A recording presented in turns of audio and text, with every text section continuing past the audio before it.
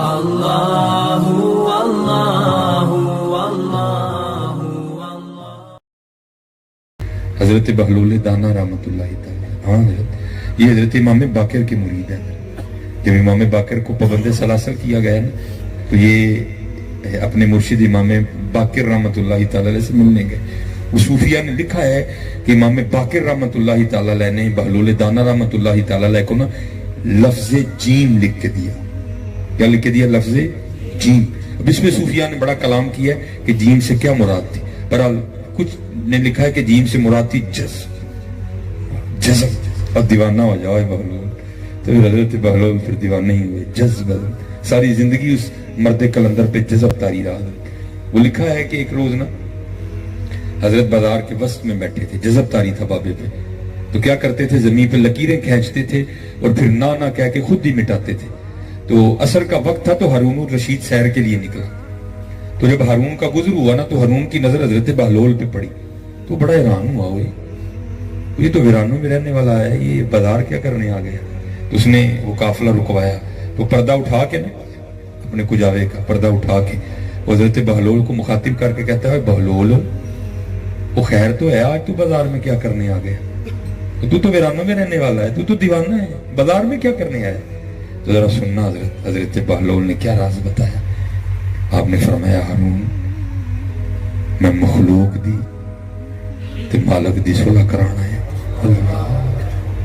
اور حضرت جی دکھ کی بات ہے، آج کبھی ہمیں بھول کے بھی خیال نہیں آیا کہ یار میرا اللہ اور میرے اللہ کے رسول مجھ سے راضی ہیں کہ ناراض ہیں، کبھی بھول کے بھی خیال نہیں آیا۔ آپ فرماتے ہیں میں مخلوق کی اور مالک کی صلح کروانے ہیں۔ بھائی پیسہ تھا نا، بادشاہت تھی، فقیر کی بات سمجھ میں نہیں آئی، تو پوچھتا ہے بہلول پھر صلح ہوئی کہ نہیں ہوئی۔ تو حضرت بہلول رو کر فرمانے لگی، آپ نے فرمایا، ہارون کوئی آج وہ تو مانتا ہے، یہ نہیں مانتے، آج وہ مانتا ہے حضرت، وہ مانتا ہے لیکن یہ نہیں مانتے۔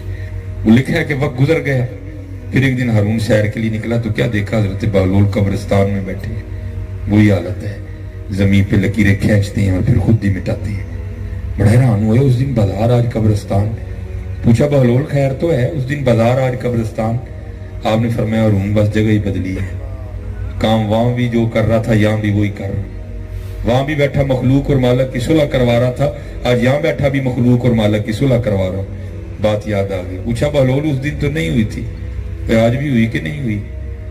تو آگے سے حضرت بہلول نے جواب کیا دیا، آپ نے فرمایا، ہارون آج یہ تو مانتے ہیں، آج وہ نہیں مانتا، ہاں آج وقت ہے حضرت، آج منا لو اس کو، آج منا لو اس کو، وہ مانتا ہے حضرت، آج منا لو اس کو۔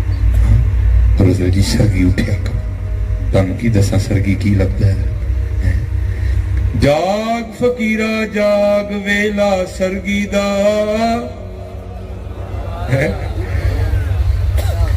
جاگ فقیرہ جاگ ویلا سرگی دا،